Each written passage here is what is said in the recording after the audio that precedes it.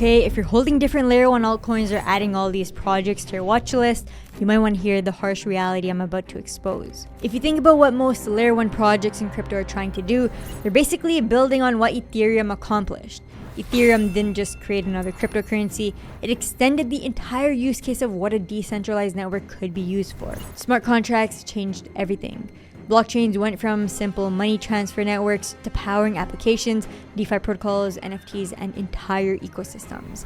And this opened the floodgates for more layer 1 projects, each bringing their own strengths to the table. Their goal is to either outcompete Ethereum or target niche areas that Ethereum wasn't built for. We're all well aware that Solana proved itself as a major competitor this cycle. It managed to surpass Ethereum on multiple levels: transaction volume, daily user activity, and even dApp revenue. Ethereum is still the bigger asset by market cap, and it still dominates DeFi with $70 billion locked in protocols. And while Solana is still trailing with a larger gap, the team is making massive progress, especially when it comes to real-world adoption, user experience, and developer activity. This is a project that's actually living up to its title as the Ethereum killer. But here's the issue we need to be aware of. What about the long list of other layer 1s out there? All these projects with their own networks, their own tech, their own communities. There are hundreds of these projects that exist with their own altcoins. And I'm sure a lot of us have these in our portfolios and watch lists. But are they just here to ride the wave and watch from the sidelines? Or do these projects actually plan to compete with the leaders and build a major ecosystem? Better question, do they actually have what it takes to become a top layer 1? Something that everyday users and devs building projects would choose over others? Yes, Ethereum and Solana are already dominating the crypto space, but that doesn't mean they can solve every problem and use case out there. They're both powerful ecosystems with incredible tech, but they're not perfect. And this creates opportunities for competitors. Let's take Kaspa as an example. This is a project that people believe could disrupt the crypto space. A brand new block DAG network structure that functions beyond what a traditional blockchain can support. The Kaspa token also had an incredible run at one point, climbing up the ranks and growing its market cap pretty quickly. And then a peak was hit mid-2024, but since then, we haven't seen a higher high. Even with Bitcoin setting new records and several other major alts hitting new highs, Kaspa continued to trend down. Now, we did see a bit of a bounce this past week, still not enough to break the downtrend. But is this the start of something much bigger? Especially if we're considering the market to bounce hard very soon. And more importantly, is Kaspa capable of building an ecosystem that can rival Ethereum and Solana? Keep watching to find out the truth about this project. Before we dive in, don't forget to smash that like button and subscribe to the channel. It really helps more than you think, and I'd really appreciate it. And if you want access to the market alpha and tips on how to navigate the crypto space, then check out the FireHustle Discord. We've got a team providing insights on the market, searching for early project opportunities, and even sharing trades with the community. Link is in the description down below if you're interested. And as always, none of what I share is financial advice. My content is for educational purposes only. So let's start with why I'm even talking about Kaspa. What makes this project so special? Well, one of the biggest things that stands out about Kaspa is its network structure. It's built on a block DAG. This is very different from a blockchain, which is what leading networks like Bitcoin and Ethereum and Solana use. Traditional blockchains work like a single lane highway. One block of data gets added at a time in a straight line. While this is a functioning concept, this structure creates massive bottlenecks. Imagine a traffic jam where cars are lined up bumper to bumper and there's no other way around the lineup. This leads to congestion on the network, and this leads to spikes in network fees and slow speeds, or even downtime in some cases. Kaspa's block DAG is like a multi-lane superhighway where multiple blocks can be processed at the same time. When traffic increases and cars pile up, it's like having multiple other lanes to use. The single file bottleneck gets removed, and this is why Kaspa is capable of handling up to thousands of transactions per second right now. And the roadwork is being set to scale this up much higher with their upcoming DAG upgrade, but we'll get more into that later.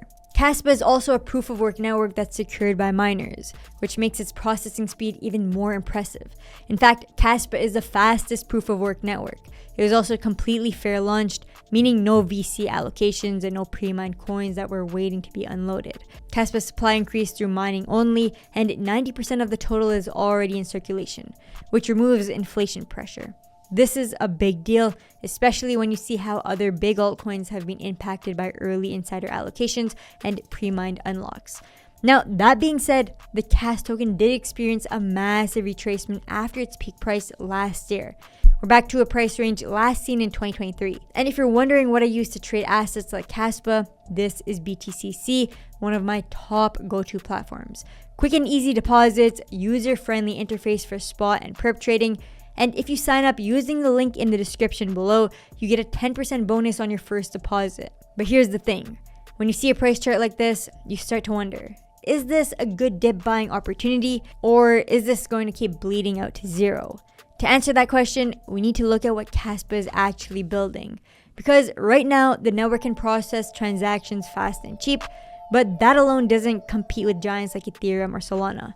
The real game changer for any layer 1 is smart contracts and layer 2 functionality. Without this, you can't have DeFi, NFTs, or any applications that bring users to a blockchain. This has been Kaspa's biggest weakness for the longest time. And that's where VProgs come in. This is Kaspa's smart contract system, currently in early testnet.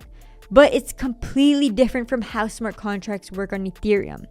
VProgs are designed to be more lightweight programs that run directly on Kaspa's block DAG, meaning that programmability is unlocked directly on the native network without compromising speed. So imagine DEXs, vaults, and all these programs running directly on the layer 1 network, no relying on layer 2s to execute these functions. Now, this is a new product that's still being developed, which means we need to consider some of the risks and downsides. And the biggest one is the complexity of these programs, which could come with greater node requirements and room for error. This is something you need to consider for any new piece of technology. But successfully adding VProgs into the mix would be the ultimate game changer for Kaspa. It would be one step closer to achieving programmability the way Ethereum has, but the process is more efficient. Now, I said that there would be no need to rely on layer 2s the way Ethereum does. But in Ethereum's case, layer 2s mainly unlock faster speeds. There's also layer 2 elements being developed for Kaspa, which would unlock applications and use cases on top of Kaspa's layer 1 network. Some examples of this include the Kasplex layer 2 platform or Sparkle smart contracts. These are separate spaces that are designed to expand Kaspa's ecosystem. And the Kaspa team is actively working on a way to link all layer 2 activity to the layer 1 block DAG. This will be in the form of a zero-knowledge bridge that creates a link through roll-up technology. Now, without getting too into the details, this is still a work in progress, and this further highlights the gap between Kaspa and leading ecosystems. While the roadmap sounds impressive, there's a lot of testing and fine-tuning to do before we see these elements come to life. And this brings me to DAGNight, the upgrade that everyone's waiting for. Kaspa's network bumped up its processing speed from 1 block per second to 10 blocks just last year. And with the DAGNight protocol, the team is aiming to achieve 100 blocks per second and beyond. In terms of speed and network costs, Kaspa is already a strong competitor against Ethereum and even Solana. But DAGNight can unlock an entirely new level of network processing. There's no confirmation of when we can see this get implemented on the mainnet, although many are looking at early 2026 as a potential time for release. Confirmation from testnet results would help give us a better time frame. So let's bring all of this together. Can Kaspa realistically compete against Ethereum and Solana? Well, here's the reality. The Kaspa team is definitely pushing for adoption in the real world. We're seeing merchants accepting Kaspa as a payment method, which is a great step forward. The fast transaction speeds and low fees make it practical for everyday use, but this alone isn't enough to spread Kaspa to the masses. An entire ecosystem of applications and use cases is required to go up against giants like Ethereum and Solana. We're talking about DeFi protocols, gaming platforms, DEXs, and thousands of developers building projects that people actually use every day. Kaspa has potential, but it's not there yet. And that's exactly why roadmap items like VProgs and smart contract functionality are so critical. Without them, Kaspa remains a fast and cheap payment network, which is great, but it's not enough to be a serious competitor. It's the final piece needed to drive serious adoption. If Kaspa can successfully implement VProgs, launch DAGNight soon, and attract developers to build on the platform, then yeah, it could carve out a real position in this space. But if these upgrades get delayed, or if developers don't migrate over, or if the ecosystem stays stagnant, then it'll be tough to survive against leading networks. And that's the case for all layer 1 projects out there. I do believe that the potential is there, but what matters now is execution and timing. What are your thoughts on Kaspa? Is there potential here? Or are there better layer 1s to add to the watch list? Let me know your thoughts in the comments down below. If you found this video useful, then hit that like button and subscribe for more content like this. And don't forget to check out the FireHustle Discord in the description if you want to stay connected with our community. As always, none of what I share is financial advice. Please do your own research before making any investment decisions. Thanks for watching, and I'll see you in the next one.